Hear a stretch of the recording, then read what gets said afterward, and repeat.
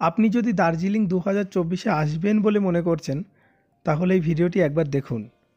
ধরুন আপনি এখন বর্তমান জানুয়ারিতে বসে আপনি মার্চ এপ্রিলের হোটেল বুক করছেন, তা করে নিন, কারণ সেই টাইমে হোটেল খালি পাওয়া খুব মুশকিল থাকে। আর কি হবে, আপনার যে রেটটা অনেক কম হবে। কিন্তু আপনি যদি মনে করেন মার্চ এপ্রিলে বসে আপনি অক্টোবর সেপ্টেম্বরের দিকের জুলাইয়ের দিকের হোটেল বুক করবেন, বা আপনি আগে ডিসেম্বরের বা আগের বছর বসে তারপরের বছর জানুয়ারি ফেব্রুয়ারির দিকে মনে করছেন হোটেল বুক করব, সেই সময় রেটটা অনেক বেশি থাকে। রেট যখন কম থাকে তখন আপনি হোটেল বুক করুন, আপনি লাভবান হবেন।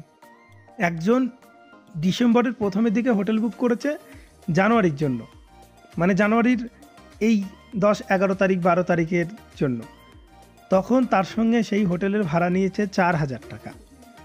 এখন সেই হোটেলের ভাড়া হচ্ছে 1200 টাকা। তার মানে বুঝতে পারছেন কতটা লস হয়। এই লসটা যাতে আপনাদের না হয় সেই জন্যই জানিয়ে দিচ্ছি। এবার যদি আপনি ম্যালের আশেপাশে নেন হোটেল তাহলে একটু বেশি পড়বে, আর যদি একটু ভিতরের দিকে বা একটু ম্যালের একটু দূরে নেন তাহলে অনেক কম পড়বে।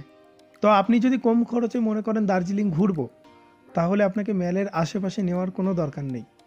আপনি অফ সিজনে আসলে, মানে এখন জানুয়ারির পর থেকে আসলে 1000-1200 টাকায় প্রচুর রুম আপনি পেয়ে যাবেন। যে কোনো একটা রুম নিন না, থাকে যান, কোনো ব্যাপার নেই। একটু দূরে হোক, আমি তো গাড়িতে যাওয়া আসা করব, তাছাড়া কোনো অসুবিধা নেই। মেলে আপনি একদিন আসবেন, সন্ধ্যাবেলা ঘুরলেন, ব্যাস হয়ে গেল। তাছাড়া আপনার তো প্যাকেজ, ড্রাইভার যাবে আপনাকে রুমে নিয়ে আসতে, আপনার তো অসুবিধা নেই। এগুলি আমাদের অ্যাকচুয়ালি যারা হোটেল বিজনেসে আছে তারা আপনাদেরকে বোকা বানায় অনেক সময়। সবাইকে বলছি না, কিছু লোক আছে বোকা বানায় যে ম্যালের আশেপাশে নিন, এই যে ভিউ পয়েন্ট, এই রুম থেকে আপনি কাঞ্চনজঙ্ঘা দেখতে পাবেন। কি হবে কাঞ্চনজঙ্ঘা দেখে? ওই রুমের ছাদে উঠলেই তো আমি কাঞ্চনজঙ্ঘাটা পুরো দেখতে পাবো। ব্যালকনি আছে, ব্যালকনি থেকে দেখতে পাবো। তাহলে আমার ফালতু ফালতু এক রাতে 1000 টাকা ওই কাঞ্চনজঙ্ঘা দেখার জন্য এক্সট্রা দিয়ে কোনো লাভ নেই। এবার অনেকে বলবে, দাদা আমরা তো ঘুরতে যাচ্ছি, তার মানে খরচ করতেই যাচ্ছি। বিনা কারণে কেন খরচ করবেন? আর যদি আপনার অনেক টাকা থাকে তাহলে তো কোনো ব্যাপারই নাই, খরচ করুন।